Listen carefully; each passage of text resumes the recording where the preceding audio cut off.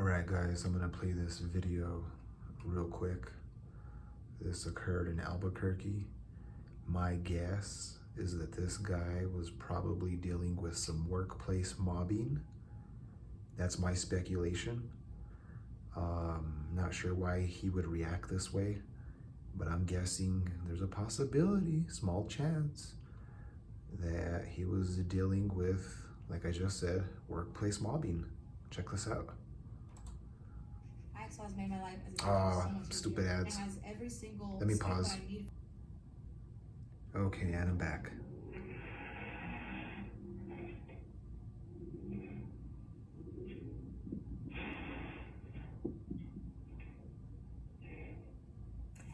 Albuquerque police say the man in that red truck that you just saw did that very same thing 5 times between last Friday and just this past Monday, and the homes he rammed into belonged to his co-workers. Those co-workers say the driver is Dean Smith and say that he'd been fired the same day the attack started. Our Alika Medina cut up with a couple of those families this afternoon in Alika. They say they're scared he could come back. Dean Smith was arrested earlier this week for backing his truck into the homes of 4 co-workers, one of them twice, causing thousands of dollars in damages to cars, garage doors, and homes. Smith was released yesterday with conditions, but these families are worried he'll come back for revenge. Albuquerque police say 32-year-old Dean Smith is accused of ramming his red Ford truck into the home of his co-worker before targeting 3 other co-workers 3 days later. One woman who didn't want to be identified says her home was the first on his list. I was sitting outside on the bench, and a red truck came very fast right here. On the corner, they turned and moved sideways, like if they were gonna turn around. Like if they missed their turn, they went the wrong way.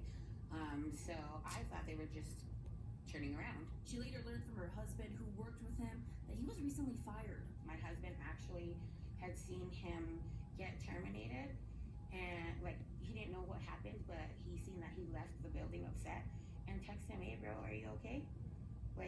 You good?" And didn't get a response until he drove into our home. Next on the list, Smith then went back to the first home where he was able to take out the carport. But before he could cause any more damage, the homeowner, still reeling from the first attack, came out and fired his gun. Police say Smith went to the home of Michelle Matthews, who says her 15-year-old daughter was inside. And she called me and she just said a man backed into our garage door, and I immediately went to go check the cameras, and I saw that, it wasn't just one time, it was 3 times he backed into our garage and then backed into her car twice, which pushed that car into our garage, and then went back a 3rd time for our garage. Matthews described Smith as a family friend. We're getting married next month. He was invited to our wedding.